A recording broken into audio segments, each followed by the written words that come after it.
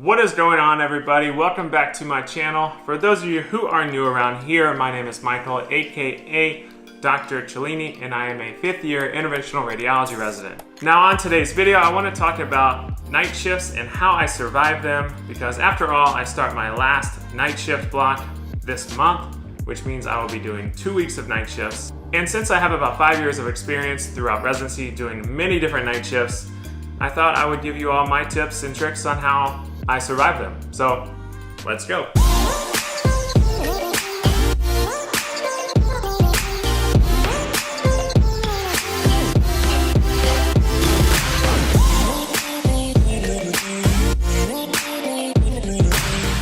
So like I said, I have about 5 years of experience doing night shifts every year throughout residency. It started during my surgery intern year, in which I had to do 2 months of night shifts, 1 month each time, and that was quite the learning experience for me. Let's just say that was my first time doing night shifts ever in my life, and for the whole month I was on nights, I was pretty much miserable and a zombie because I just wasn't doing it right and I had no idea how to do it right.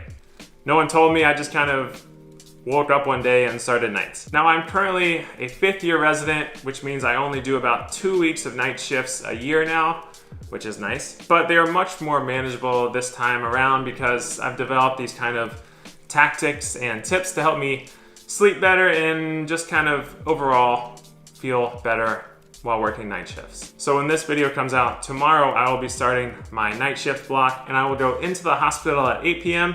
and I will finish on Sunday morning at 8 a.m. So I work 8 p.m. to 8 a.m. shifts every day until Sunday morning at 8 a.m. So as you can see, I have a nice week ahead of me. So like I said, I wanted to give you all my tips on how I survive these night shifts, because after all, they can be brutal, adjusting to a completely different schedule that you really aren't supposed to be on. But let's get into it. So the very first thing I do before starting any night shift block is a day or two leading up to my night shift, I will try to stay up as late as I possibly can. So basically, since I start my nights this coming Sunday, or tomorrow when this video comes out, on Saturday night and on Friday night, I will try to stay up extra late to kind of get me in that schedule set. So Friday night, I will try to stay up till about 2 or 3 a.m.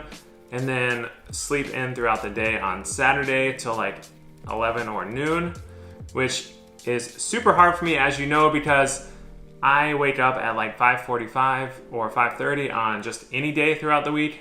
Like, I don't have to be at work till 1 today, but I still woke up at 5:45 because I don't know, I just like to get up and do work. So Saturday I try to push it a little more and I'll stay up till about 3 or 4 again and wake up throughout the afternoon around 12 or 1. The hope is that I kind of slowly get into this night shift schedule without just going cold turkey into Sunday night. I've done that before and it is not fun. However, what usually happens for me, and what may happen to most of you all, especially if you like to wake up early like I do, is that on Saturday night I end up just staying up super late until like 3 or 4 a.m. and then I'll just wake up at like 9 a.m. on Sunday, and then I'll be dead tired before my shift even starts on Sunday, and I'll essentially stay up like 24 hours for my first shift. I don't know why that always happens to me. For some reason, I just cannot sleep in for the life of me, and usually that first night shift is pretty terrible. My next tip is a little secret I've learned along the way after doing my night shifts in New York City, and that is grab yourself a little sleep mask, because this will do wonders for you. The first sleep mask I ever got, this is the first one I ever got like 5 years ago, and it's coming apart at the seams now.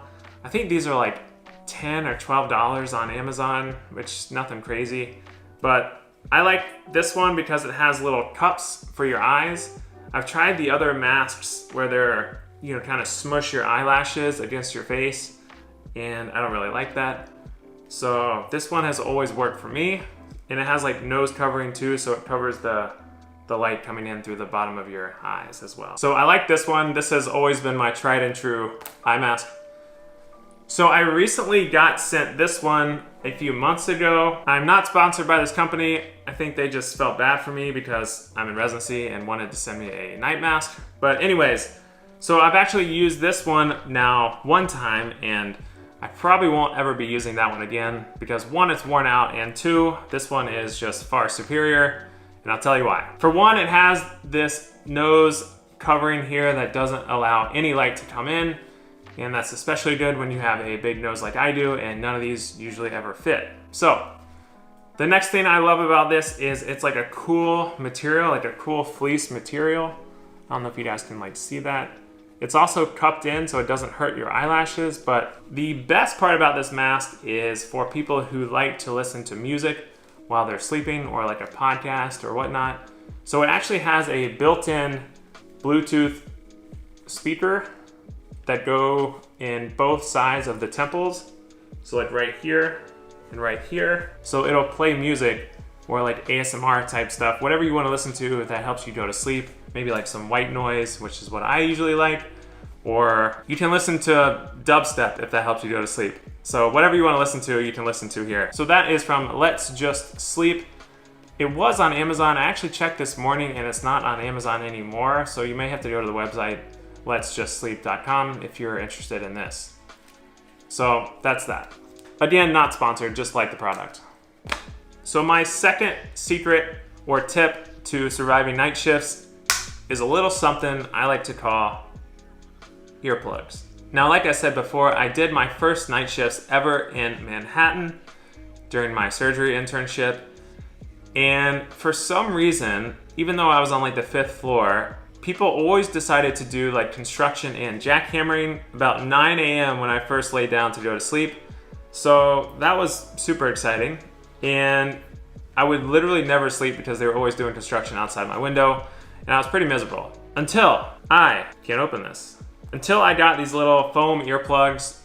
I've used different ones in the past. I'll show you, hold on a sec.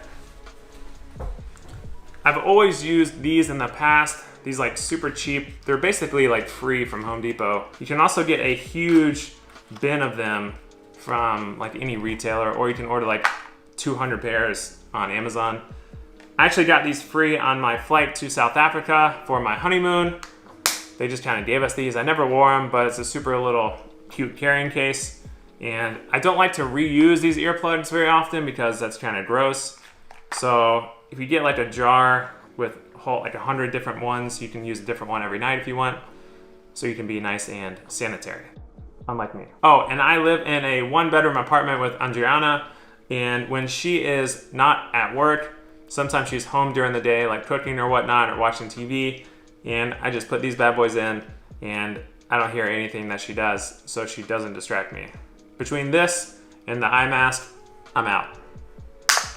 So the next tip I have for you is when you come home off of your night shift, because it's oftentimes difficult to kind of wind down from being on night shift.